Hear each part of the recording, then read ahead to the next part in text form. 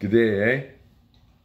All right, so week 4, day 1, and let's see, we had another productive day. Seems to be a recurring theme. So one of the things that was exciting about today was we've been looking at different artists and the art that's going to make up this game.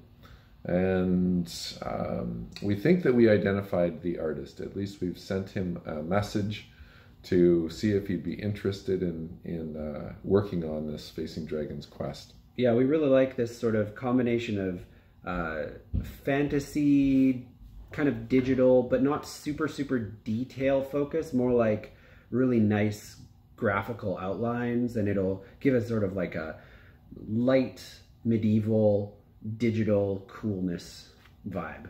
Yeah, we checked out some of his Instagram story,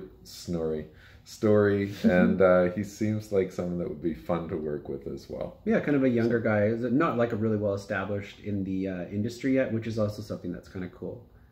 Yeah, lots of selection out there for graphic artists, and it's fun to have identified someone that could be a good fit. You want to talk about the game engine? So the game has to be made as a prototype pretty soon, so we're starting to identify really what that will take in terms of who you need to hire for what and when, and working backwards from that and kind of a proposed prototype budget, we came up with a game engine, Unity. It's a very popular, very flexible game engine that's created everything from Hearthstone, which is the game that has really inspired a visual aesthetic a lot, and it's a card game, all the way to things like story-based platformer games that are really art-focused. And it looks like it works really well with art assets.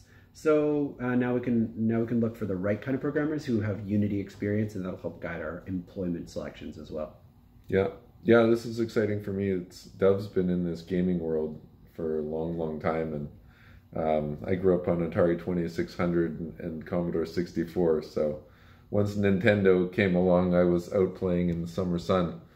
So it's really amazing to see what can be done on this platform called Unity and the diversity of options. So an engine is something that you never really hear about as a game player, but the engine is what makes the game work behind the scenes, and a programmer uses the language to speak to the engine to get it to do stuff. But Unity is very flexible, and it can work across different platforms, so we like that about it.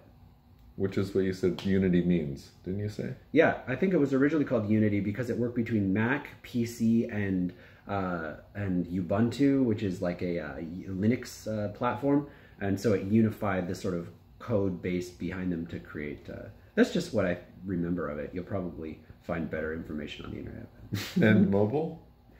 Yeah, they have Unity for mobile in the last few years too. So yeah, it's even more unified than before. Cool. You've heard by now that we've recruited our first Hall of Heroes, Bibiano Fernandes, which is very exciting. And so now we've started to look at what do we need in place to be able to attract more of these heroes. And so we drafted up a letter to start sending out, an invitation letter. Feel really good about what we came up with. Yeah, that actually led us directly to decide today is the day we find an artist, at least to do Bibiano's Hall of Heroes card art, because that's going to be a really tangible and interesting thing to contact potential Hall of Heroes people with. This is what Bibiano's card looks like, and this is what we'd like to do for you, and it's not just an idea. Yeah. And we've got more survey results for the gameplay preference survey for the research aspect of this whole project. And so Dove went through that, found some of the most attractive sort of focuses that people are asking for, such as life skills, what they'd like to learn, where they're struggling. And then we started to develop what we're calling a daily quest. So 15-minute maximum daily challenges that people can power up with in the game. And yeah, we started working on one of those based around ways to notice and recognize and change your thinking. Maybe you're looking to have more creativity.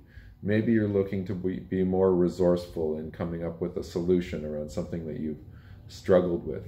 Maybe you're feeling in a funk and you'd rather be having a much brighter day. So we're creating these little 15-minute quests maximum to help you to consider maybe a powerful question, such as what would be one of the questions that we talked about?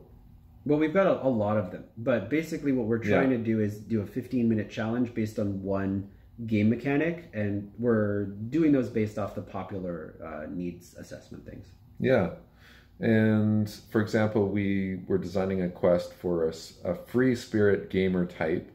So any player who's in the quest, one of the first things they're going to do is identify their game player type, one of those being free spirit. So we can create quests, these mini quests, directly custom made for free spirit gamer types. And free spirits tend to like a few things like artistic expression, exploration, branching choices, like the feeling that they have lots of things that they can do.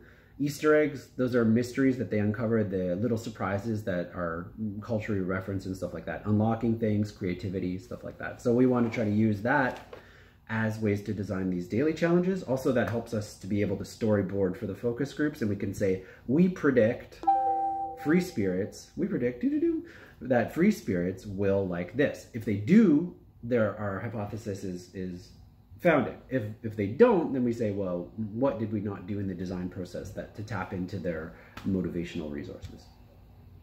And there you have it. That was our day. That's one day. Yeah, good one. Yeah. Thanks a lot. See ya.